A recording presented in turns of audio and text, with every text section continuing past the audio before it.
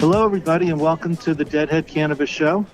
Jim Marty here, reporting from beautiful Longmont, Colorado. I got my partner Larry Mishkin up in Chicago. Jim, how you doing? We are on stay-at-home order here as well, but luckily today we've had beautiful blue skies, and when appropriate, we try to sneak outside and get a quick walk around the block and take advantage of it. Well, very good, and we are lucky enough to have guests today. We have Bryan and Matt, and they are former Marines and are doing some experimentation with cannabis and CBD products for post-traumatic stress syndrome and others. So with that, Matt and Bryan, go ahead and introduce yourselves with your full names and the full name of your company, and take a few minutes, tell us your story, tell us how your company got its name and what you're up to. Yeah, sounds great. So this is Bryan Buckley, and we have Matt Curran here as well. The company is called Helmand Valley Growers Company, and what we're doing is we're former Marine Raiders, which is the special operations component that goes to Special Operations Command from the Marine Corps. And we came up with the name because we served in an area in Afghanistan called the Helmand Province. And in our unit, when you serve there, you become part of what we would call the Helmand Valley Gun Club, and you get a tattoo. So we really wanted to gear our brand to our overall mission of, helping out veterans by utilizing medical cannabis. We came up with the name of Helmand Valley Growers Company. That way, it kind of pays homage back to the Marines that served in the Helmand Province, and also kind of keeps a military brand to our overall organization. I see. And you manufacture products in the San Diego area? Yes, we just launched in the San Diego area early February. And what we really wanted to do was our whole focus is on what we're seeing going on with the veterans and the opioid and suicide epidemic that's currently plaguing all of us. And we really kind of took a look at the benefits of medical cannabis and really thought it could be a viable opportunity. And a lot of our passion, what we're doing is we're actually setting up a medical cannabis research design on the symptoms of post-traumatic stress by utilizing medical cannabis.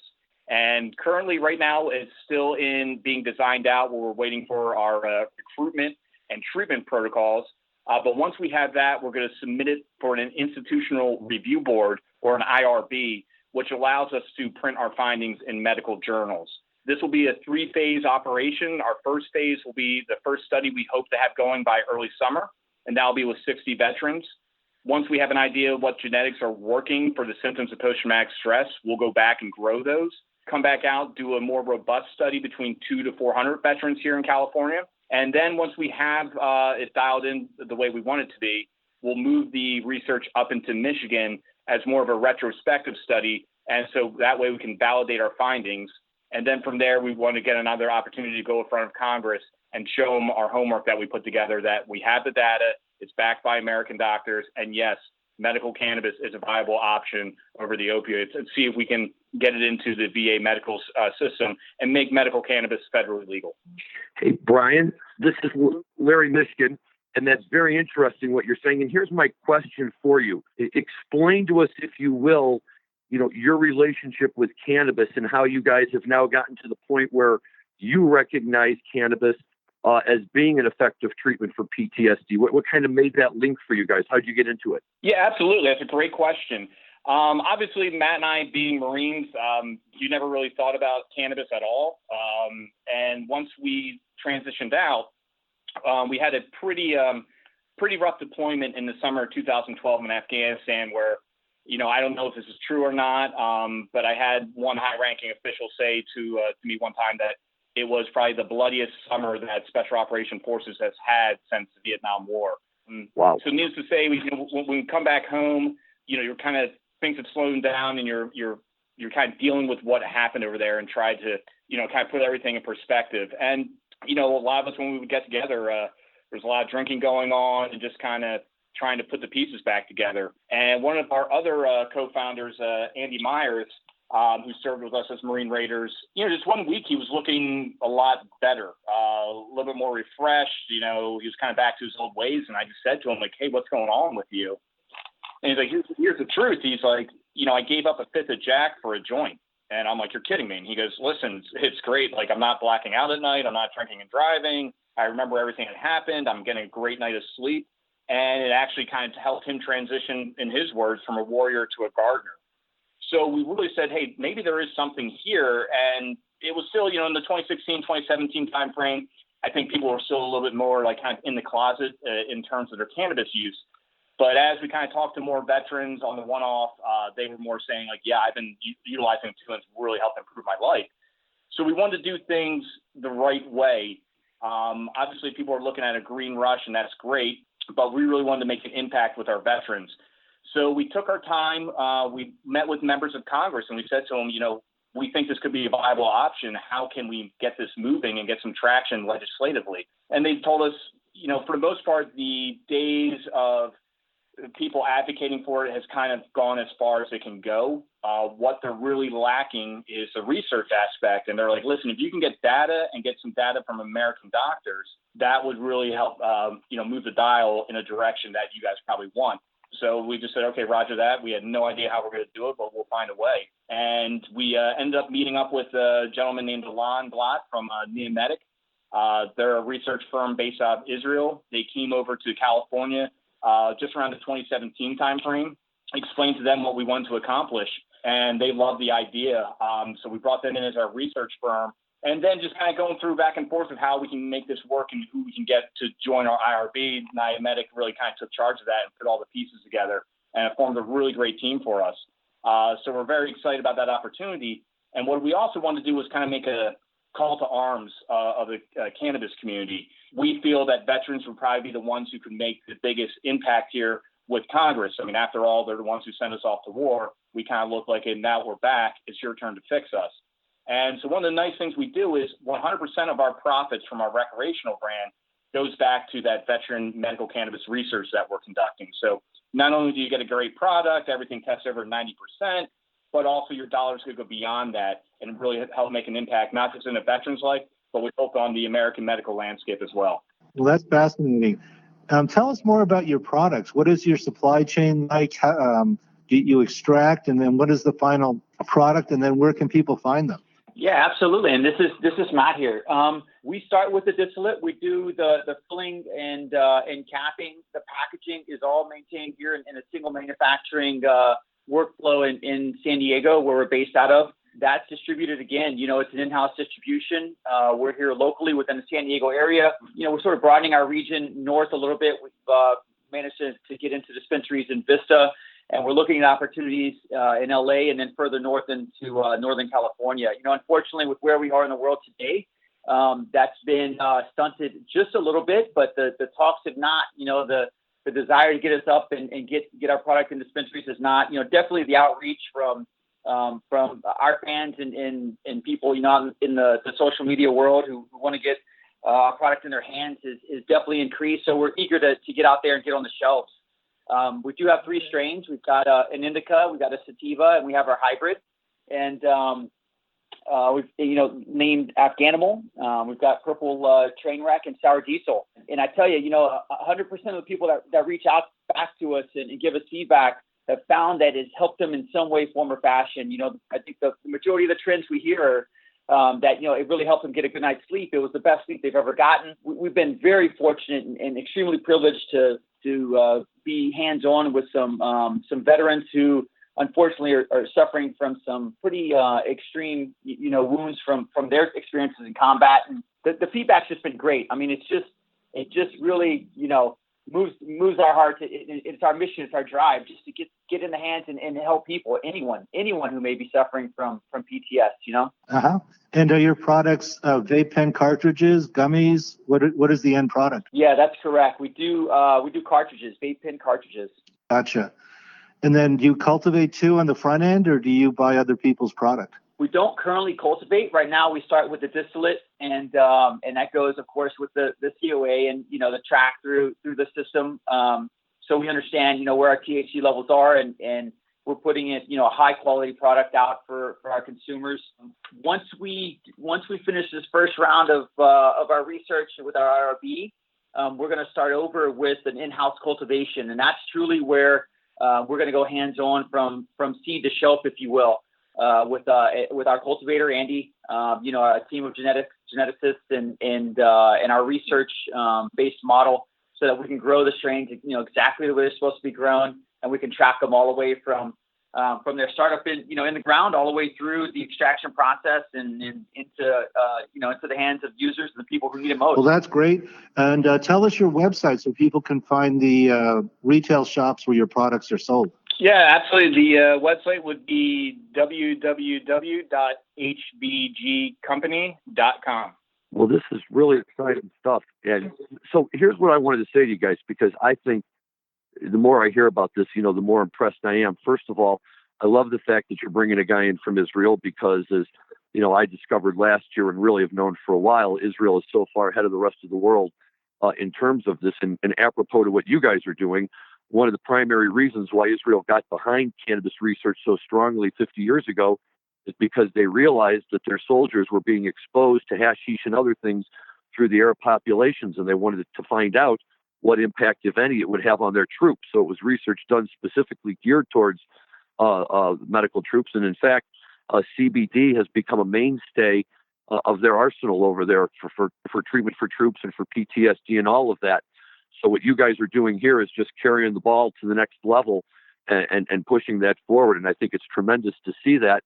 And it's also, what you're saying is very, very consistent with things that I've heard. Jim, I don't know if you've seen these at all the cannabis conferences. They always have a group there from a group called Athletes for Action. And it's a bunch of former, usually football players or hockey players, the ones who are really getting dinged up and banged around a lot. And every single one of them tells the same story that you guys are telling. And this is why I'm such a believer, because none of you know each other and you all say the same thing, which is, I was a football player. We had aches and pains. They'd give us opioids, but we couldn't smoke marijuana because then we couldn't play. We wouldn't get paid. And after we retired, we all, we were dying on these opioids. And then we shifted over to marijuana, and it's the same thing. I've been able to take myself off of the opioids. I'm on marijuana. I'm a better person. I'm enjoying life again. And it's just so tremendous to hear, how different groups along the way make this discovery on their own. And the fact that, you guys came up with this through your buddy is just tremendous. It's an anecdotal thing that's going to change the lives of many, many people for the better. It's great what you're doing. Oh, I appreciate that. Thank you. Yeah, spot on. I mean, we kind of fell, I was very glad I just ran into a line at a cannabis conference, and things really took off from there. So we got very fortunate. That's great. That's very exciting stuff. Was there much drug use and drug abuse among the soldiers over in Afghanistan? No, not at all.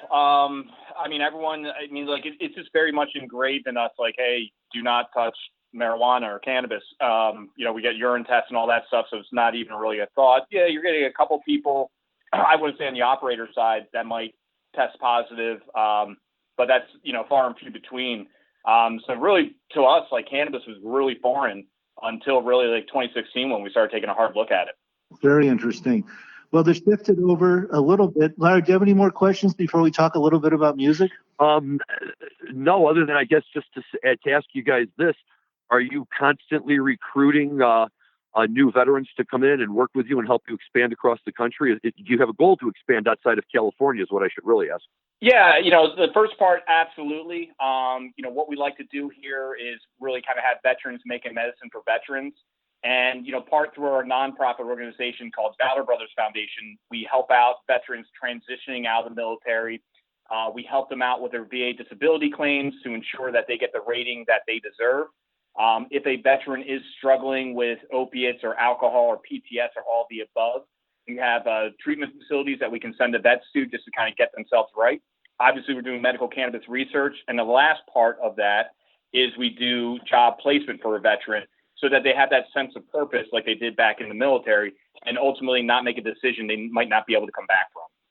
And just to add to that, we absolutely want to help, every single way that we can. And we look for those opportunities. And it's been from day one when Brian and I and Andy all sat down and spoke about this, where we really want to get down all the way to the cultivator level and gain true relationships with these people who are out there, whether it be a grower, an extractor, the great labs that are out there, manufacturing, facilities and companies like the one we're at now, all the way to the dispensaries. And as we grow and as we're able to strengthen that bond and then expand to state, to really use that as a bridge and as a network that when veterans are transitioning out of the military and they're not sure what they want to do, we have an opportunity to make that face-to-face connection.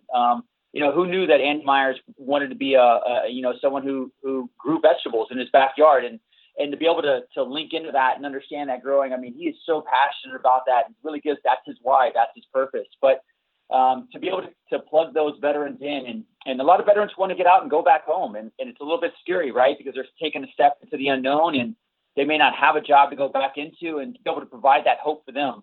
And an opportunity to be able to come out and confidently step into the next chapter of their lives and have a place where they can at least start and experience, the same joy that we experience every single day when we come to quote unquote work. Although it's not work for us, we absolutely love what we do every single day, and it keeps us up at night and it gets us out of bed first thing in the morning as we race to work to start another day. That's great. And what I really like about this is, and the marijuana and the cannabis industry needs this, I think it's a great thing for it, right? I mean, part of your pitch is, hey, you're not just getting a quality cannabis product, but you're actually helping to support our soldiers and our veterans and the people who went out and laid their lives on the line for all the rest of us. And if you don't mind me saying so, and taking it to the next level, which is, in a lot of communities, the cannabis community still finds itself kind of locked in a battle. In Illinois, for instance, we have adult use, but each community has the opportunity to opt out if they want. And to our surprise, there was a number of communities that were opting out. And typically what we find is the opt-out decision is based on a lot of bad information and kind of reefer madness carryover. But I would say that in this country right now, regardless of your political affiliation, the one group of people that get universal respect from everyone is veterans. And the fact that we have veterans groups out there who are, taking cannabis and running with it and really making it something not only benefits you and your veteran friends, but it benefits the cannabis community as a whole, because we've got a group that has tremendous credibility really speaking out in favor of it. So I think it's great. Yeah, thank you so much for that. We have a term in the military we call ride the breach. And it's simply we put explosives on the door and it goes off, and that's the breach, and everybody rides it as fast as they can so they can ride the shock wave and take advantage of wherever they're going. And we carry that over to what we do now, and that's really what we want to do. We want to be the breach for the cannabis community and let them ride the breach with us. We can do exactly what you just said, use what we've done and who we are and where we've been to help reach the industry. And with it, take all these amazing people who we get to the experience and the pleasure to work with every single day. Absolutely. I think it's great, guys. I want to take a quick break to thank you for listening to today's show and to invite you to listen to all the other great MJBulls Cannabis podcasts, like Raising Cannabis Capital, the show which features cannabis entrepreneurs that are raising money to expand their organization. Tune in each week on Thursdays and Sundays to hear founders of awesome cannabis companies talking about their business and their fundraising plans. Who knows? Maybe you'll discover the future Amazon or Apple of cannabis on the Raising Cannabis Capital podcast.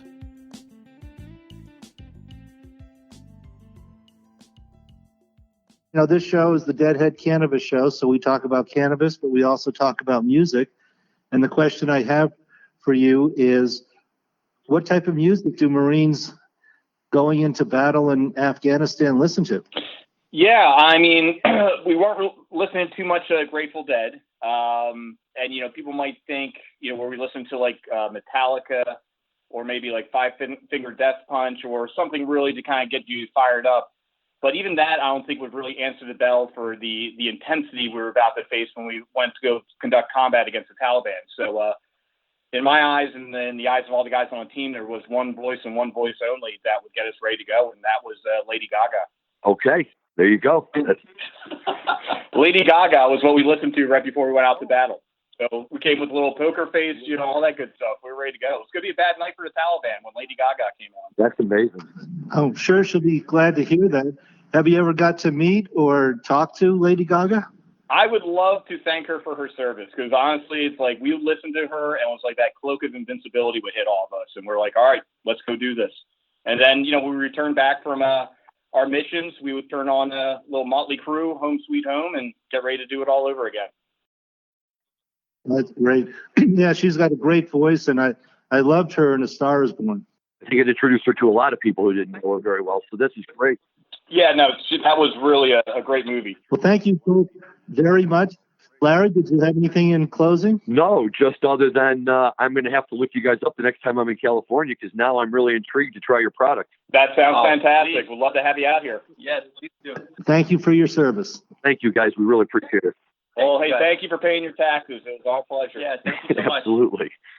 Well, that was a fascinating interview with Bryan and Matt and the great work they're doing with veterans. Shifting it back to the other side of our show, we're in the middle of the pandemic right now in the United States, and a lot of places are on lockdown. A lot of tours have been canceled. So we don't have a lot of music to talk about, but I did find out that Jazz Fest in New Orleans has not been canceled right flat out, but it's been moved to September. So the tickets I bought will be good in September, and I look forward to being in New Orleans. Larry, what do you got? Well, first of all, I was going to say, folks in New Orleans never cancel a party. They may have to reschedule it, but they're not going to cancel it. So that's wonderful. I hope you get down there and you see some great music. In the meantime, I think what's worth talking about, and what's fascinating, how quickly it's all happening, is that, with all of this stay-at-home stuff, we're finding performers and artists and everybody who are all making their works available online. I'm going to show my ignorance here because I don't know well enough to know the name of the jazzy DJ who did a big party from his apartment in New York over the weekend and had 100,000 people, including Michelle Obama, logged on.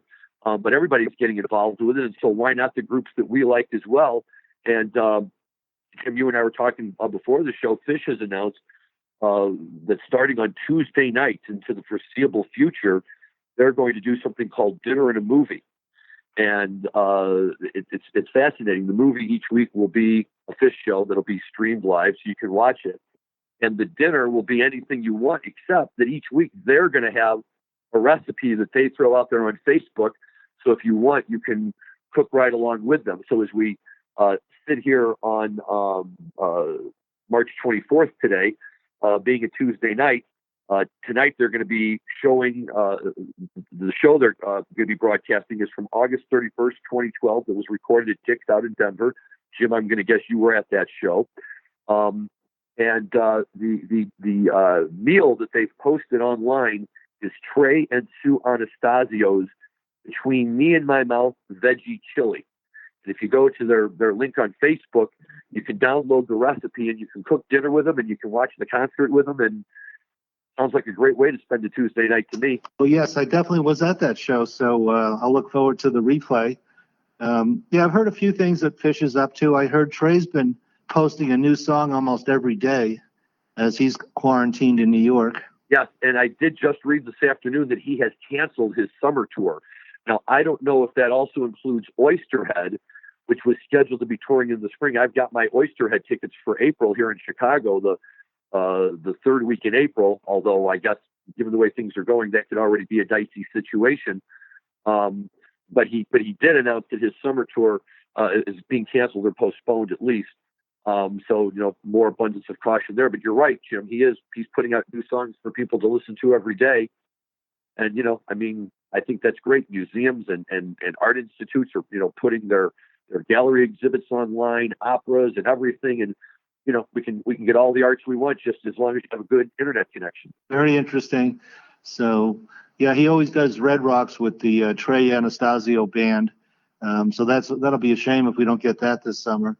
But, I sure enjoyed the Oysterhead show I saw in February. Les Claypool really dominated. Trey was actually, basically second guitar to Les Claypool's bass, and Claypool did most of the lyrics as well. So it was very good. Stuart Copeland did a great job on the drums. Another thing I heard about Trey, to share a story, which may be true, just heard second or third hand, that he gets a lot of requests from friends for loans and money. And what he'll do, instead of actually outright giving them money, is he'll give them co-writing credits on new songs that he puts out. Oh, wow. Can you imagine being Robert Hunter's buddy back in the day and getting a few co-credits on some of his songs? I did hear a story about Robert Hunter, too. he was playing in Denver, either at Sancho's Broken Arrow or Beyond Key, and the bar owner went up to him at the end of the night with his payment for his service for his musical performance, and Robert Hunter said, "No, you keep it. I'm doing pretty well on the royalties." I like that. That's the kind of story you hope you would hear, right? With a happy ending. I like that. And we lost Kenny Rogers last week. I saw that, the gambler, right? I have to tell you, what's amazing about a guy like Kenny Rogers is, for the last 20 years, I've just had him totally stereotyped as the gambler and that whole thing. And yeah, the song was fun back in the day when we first heard it, and every now and then. When I started reading his obituary and read about all the different musical things he was involved in, the band First Edition back in the late 60s, and I mean, he covered all different kinds of music. He was in rock, and he was in country, and he was, really like an amazing person. And I'm, now disappointed that I didn't take enough time previously to really learn more about him and have a chance to, to enjoy some of that. But yeah, I was very sorry to see that we lost Kenny Rogers. And as part of his obituary, when I was clicking online, there's a 1982 duet that he does with Dolly Parton, I think at the Country Music Awards, where they cover a Bee Gees song, Islands in the Stream, I believe is the name of the song. And it's a great duet. I'd encourage our listeners to check that out as a final tribute to Kenny Rogers. Absolutely. The gambler folds them for the last time. Yep. So, I think that brings us to the end of our time slot. So, Larry, you want to sign us off? I will. Always a pleasure to talk to you, Jim. Thanks to our new good friends, Bryan and Matt, for taking the time to come on the show today and tell us all the exciting things that they're doing. I hope you all enjoy Trey's veggie chili tonight and enjoy the Phish show. And everybody stay healthy, and we'll be in touch. Thank you, Jim. Okay, over and out.